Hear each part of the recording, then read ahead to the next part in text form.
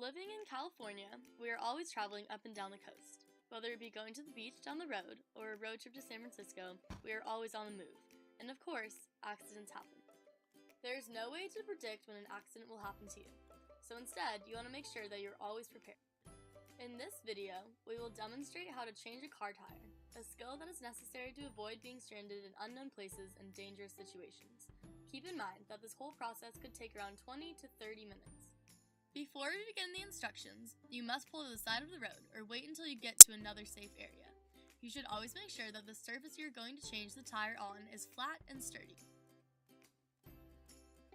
Once you've pulled over, pull up the emergency brake and turn on your hazards.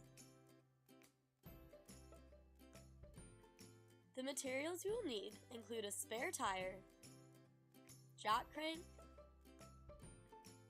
lug nut wrench, and a jack. In newer cars, you should be able to find most of these items in the trunk. All cars are not the same, however, so the location of these items may differ. In this 2014 Mazda 6, the spare tire is located under the trunk cover. The lug wrench and jack crank are located directly to the right of the tire. The jack is in a separate section to the right of the trunk.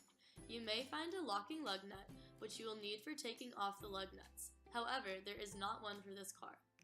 Get the lug wrench and begin to loosen the lug nuts on the flat tire. Loosen the lug nuts while skipping every other one to ensure that the pressure is released evenly. If you cannot loosen them by hand, you can place your foot on the wrench and use your body weight as leverage, but be careful not to slip. Only loosen 2 revolutions. Do not remove them entirely.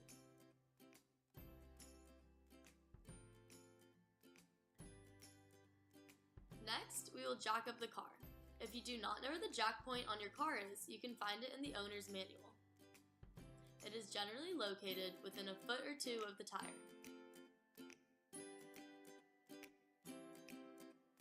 On this car, the jack point is shown by the 2 grooves.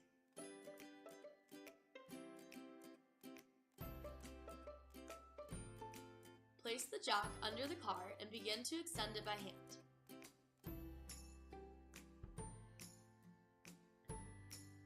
Place the jack centered between the 2 grooves. Most lug nut wrenches have a place to insert the jack crank for extra leverage. Put the jack crank on the jack and turn.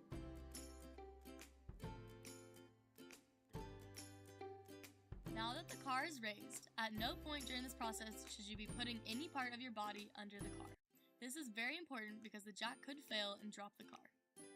You can now unscrew the lug nuts completely. Since you have already loosened them, they should come off easily just using your hands. If this is not the case, use the wrench again to further help you get them off. Remove the damaged tire by gripping it tightly and gently pulling it towards you until it is fully removed from the car. Mount the spare tire by lining up the 5 bolts and sliding the tire as far back as possible. Don't worry about putting the spare on backwards. On most cars, it won't even let you make this mistake.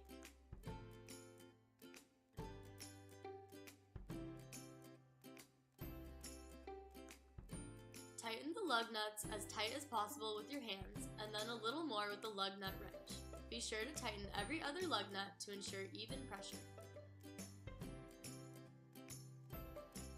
Lower the car with the jack crank and lug nut wrench turning in a counterclockwise direction.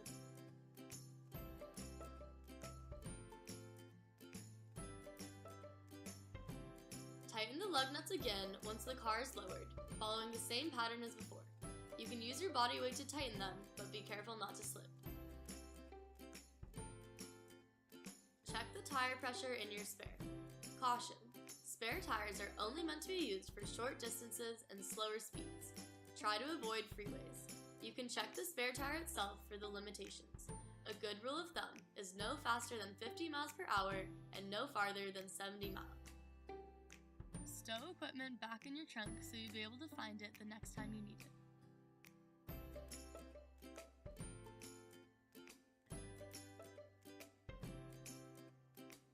Place the flat tire in the trunk of your car so you can take it to a technician to be fixed or replaced.